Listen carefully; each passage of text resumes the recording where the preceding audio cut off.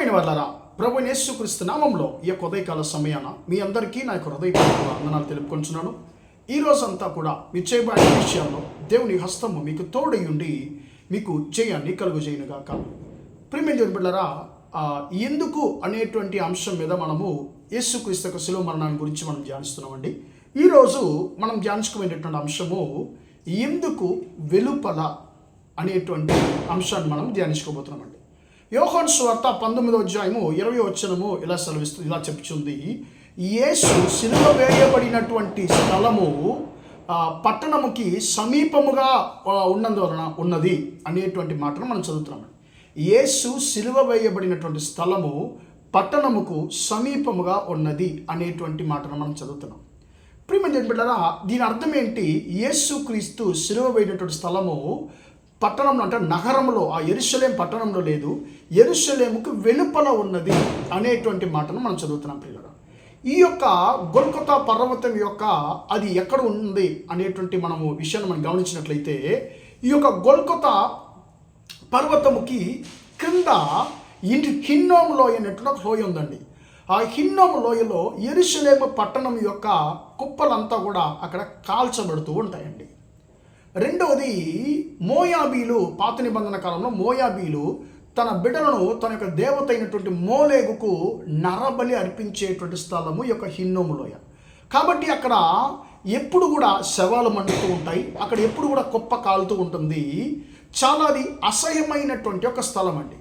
ప్రియమైన బిడ్డలారా, ఇప్పుడు ఆ యొక్క స్థలానికి చాలా దగ్గరలో ఉండేటువంటి గొల్గొతా పర్వతము, అంటే యెరూషలేముకి వెలుపల ఉండేటువంటి స్థలంలో ఉన్నటువంటి ఒక స్థలము, అంటే గొల్గొతాలో యేసుక్రీస్తు సిలువ వేయబడుతున్నాడండి.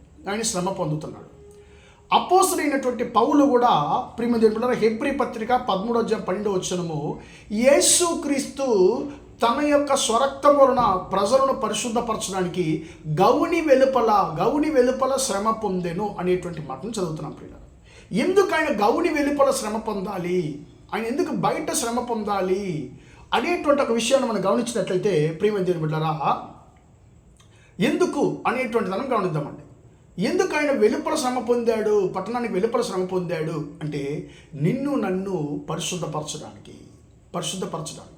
లేవియ కాండము 4వ అధ్యాయం 12వ వచనంలో పాప పరిహార బలి గురించి చెప్పబడుతుందండి. ఈ పాప పరిహార బలి ఒక వ్యక్తికి సంబంధించింది కాదు, ఒక దేశానికి సంబంధించింది, ఒక యాజకునికి సంబంధించింది. ఒక దేశమంతా కూడా దేవునికి విరోధమైనటువంటి పాపము చేసినప్పుడు, ఆ దేశ ప్రజలను దేవుని వైపు నడిపిస్తున్నటువంటి ఒక యాజకుడు పాపం చేసినప్పుడు, ఆ దేశానికి అంతా కూడా చెల్లించబడాల్సినటువంటి బలి ఏదంటే ఈ యొక్క పాప పరిహార బలి. ప్రియమైన యొక్క పాప పరిహార బలి యొక్క ఆ యొక్క మృగం యొక్క రక్తము ప్రత్యక్ష గుడారంలో కాల్చబడుతుంది. కానీ దాని యొక్క చర్మము పట్టణానికి వెలుపల, ప్రత్యక్ష గుడారానికి వెలుపల, పాలెనికి వెలుపలకి తీసుకెళ్ళబడి అక్కడ బూడిద ఉండేటువంటి స్థలములో కట్టెల మీద అది వేసి కాల్చబడుతుంది. ప్రియమైన దేవుని బిడ్డలారా, యేసుక్రీస్తు కూడా కట్టెల మీద, అంటే ఆ యొక్క కట్టె శిలువ మ్రాణు మీద ఆయన చర్మము బలర్పించబడిందిగా మనం చదువుతున్నాం. ప్రియులారా, ఎందుకు ఆయన పాలెము వెలుపల శ్రమ పొందాలి అంటే, పౌలు భక్తుడు హెబ్రీ పత్రిక 13:12 ఆయన అంటున్నాడు, తన స్వరక్తము వలన ప్రజలను పరిశుద్ధపరచడానికి.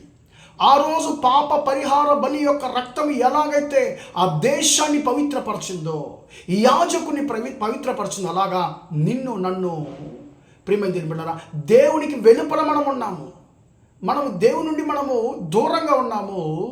ప్రియమైన దేవుని బిడ్డలారా, పరలోక రాజ్యానికి వెలుపల మనం ఉన్నామండి. ఈ యొక్క లోకంలో మనం ఉన్నాము, దేవుని రాజ్యానికి వెలుపల ఉన్నాము.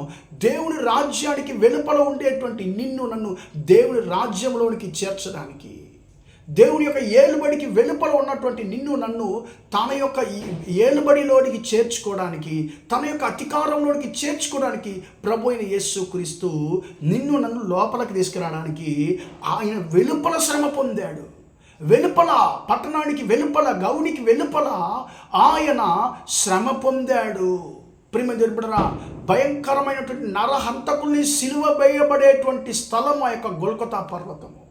నరహంతకులు శిక్షించబడేటువంటి స్థలము ఆ యొక్క గొల్కొతా పర్వతము ప్రియమైన దేవుని బిడ్డలారా.